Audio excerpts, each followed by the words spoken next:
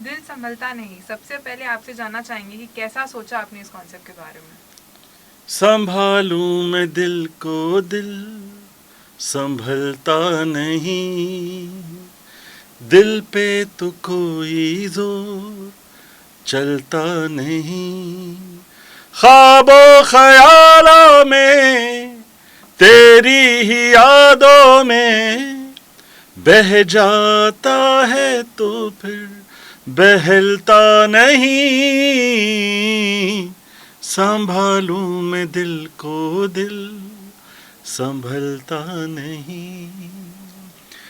अब जैसे मैंने ये गाना आपके सामने गाया, ऐसे ही मैंने अपने आप के लिए ये दिल में अपने लिए जब ये गाना गुनगुनाया था पहली बार, तो मुझे ऐसा लगा कि शायद अब वो समय आ गया है जहाँ पर MWM, जो मेरी छोटी सी म्यूज़िक कंपनी है, और ये गाना मैंने कंपोज़ किया है और अलका जी से गवाने की ख्वाहिश है।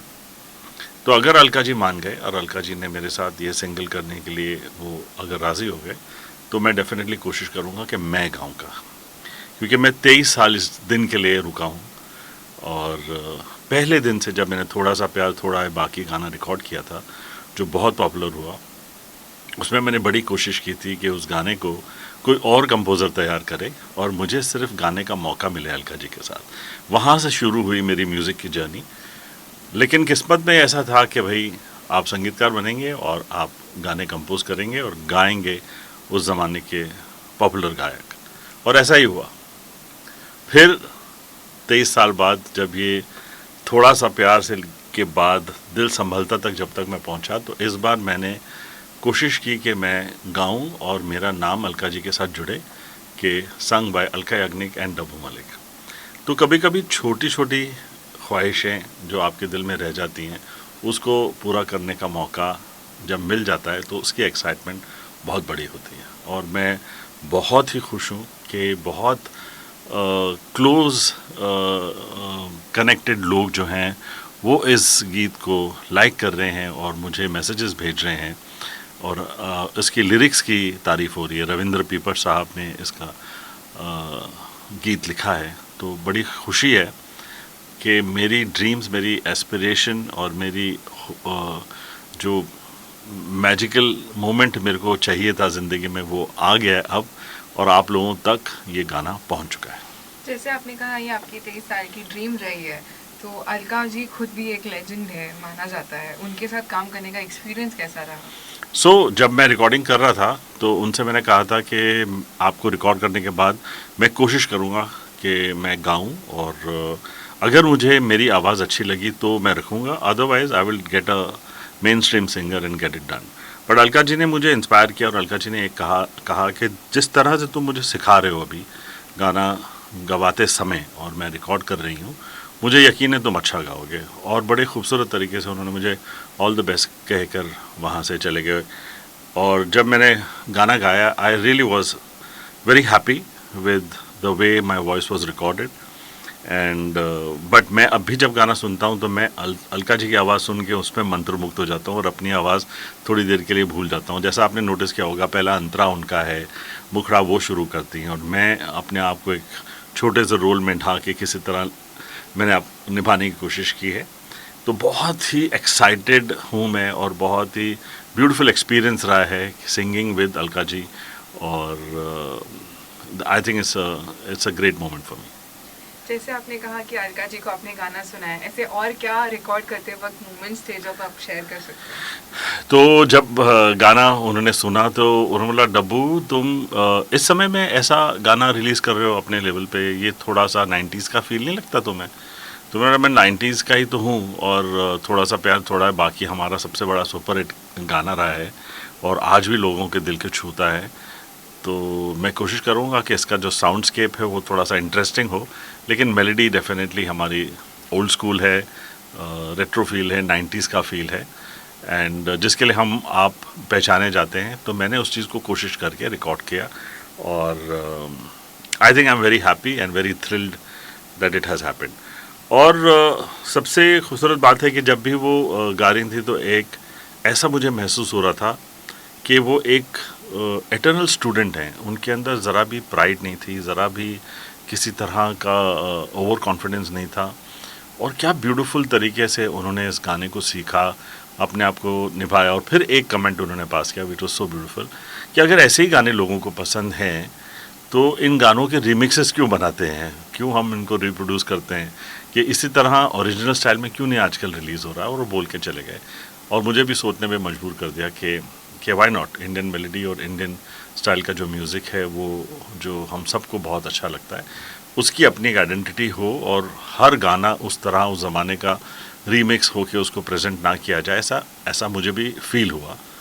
लेकिन यंगर जनरेशन जो है वो डांस करना चाहती है इस म्यूज़िक पे, तो मुझे लगता है कि डेफिनेटली पंचमदा का म्यूज़िक जब रीमिक्स होकर हमने सुना था, तो अभी उस ज़माने का म्यूज़िक अब यंगस्टर्स डिफरेंट तरीके से रीमिक्स कर रहे हैं, तो ये तो परंपरा चलती रहेगी।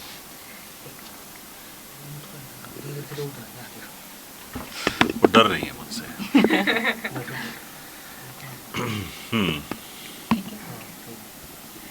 जानना चाहेंगे अमाल और अरमान का इस पे क्या रिएक्शन रहा गाने का, जब उन्होंने गाना सुना, इतना ब्यूटीफुल कॉम्पोजिशन था, उनका क्या रिएक्शन था? इस गाने के साथ मैं उनके साथ कंपटीशन में उतर आया हूँ अभी ऐसा लग रहा है।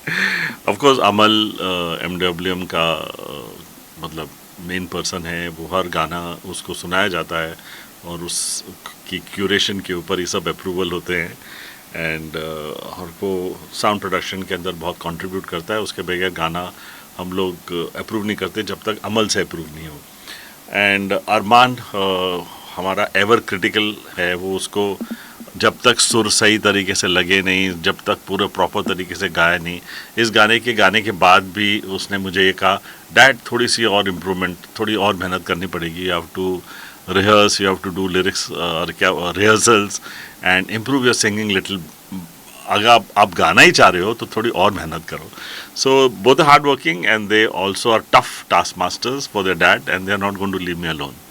जैसे आपने कहा they are tough taskmasters and they have done, both of them have done many songs together, तो ये ट्रायो कब देखेंगे हम साथ में? Oh that is something which is going to happen very soon. और हम लोग बहुत जल्द, हमारे पिता श्री सरदार मलिक का एक गाना है जो वो हम रिक्रिएट करेंगे, रीमिक्स नहीं रिक्रिएट करेंगे, और वो तीनों हम उसमें इन्वॉल्व होंगे एज सिंगर्स।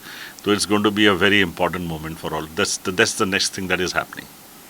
अरमान के बर्थडे पे हाल ही उनका गाना आया है तू, जिसे लोगों ने बहुत पसंद किया, उस पे आपका क्या कहना है, आपको कैसा लगा? यू जो इंग्लिश में रिलीज़ हुआ था वो मेरा फेवरेट गाना था। मैं इन सब के साथ पेरिस में जब शूट हुआ था तो मैंने ये पूरे चीज़ को होते हुए मेरी आंखों के सामने देखा है। बट मुझे ये नहीं पता था कि फैंस और इतने इंडियन फैंस जो हैं वो इतना पसंद करेंगे अरमान के इस गाने को कि they will force him to make a Hindi song. Thank you Spotify, thank you Sony music and for such a beautiful creation of you in Hindi. चारों तरफ इस दुनिया में पहुंच गया वो गाना, एंड अरमान ने बहुत खूबसूरती से और बहुत प्यार से गाया। लास्टली आप आपके फैंस को क्या कहना चाहेंगे जो आपके गाने को ऑलरेडी इतना पसंद कर रहे हैं?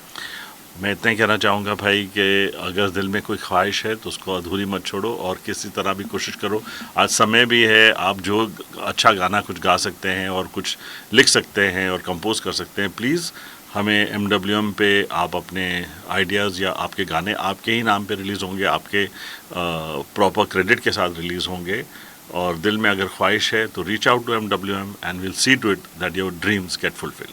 There is a fan question, Amaal and Amaal, sorry, हमेशा से ये कई फैंस की एक ही सवाल रहा है कि अमाल एंड अरमान की शादी कब होगी, तो एज अ फादर आप क्या कहना चाहेंगे? ओ वाह, तो ये क्वेश्चन अभी मुझ पे लागू हो गया। इससे पहले मैंने सोचा था सब सलमान भाई के बारे में पूछते हैं, अभी अमल अरमान के बारे में सब पूछते हैं। तो मुझे लगता है कि अमल और अरमान दोनों अपने म्यूज़िक और करियर के साथ मैरिड हैं, और फ़िलहाल तो मुझे नियर फ्यूचर में कुछ ऐसा नज़र नहीं आ रहा है, लेकिन I will be the most excited if the marriage of both the kids happen. I will be the happiest, that's I am looking forward to. Lastly, two lines of the song once again, if we can have. संभालूं मैं दिल को, दिल संभलता नहीं, दिल पे तो कोई जोर चलता नहीं, ख्वाबों ख्यालों में तेरी ही यादों में बह जाता हूँ तो फिर बहलता नहीं, संभालूं मैं दिल को, दिल संभलता नहीं। Thank you so much.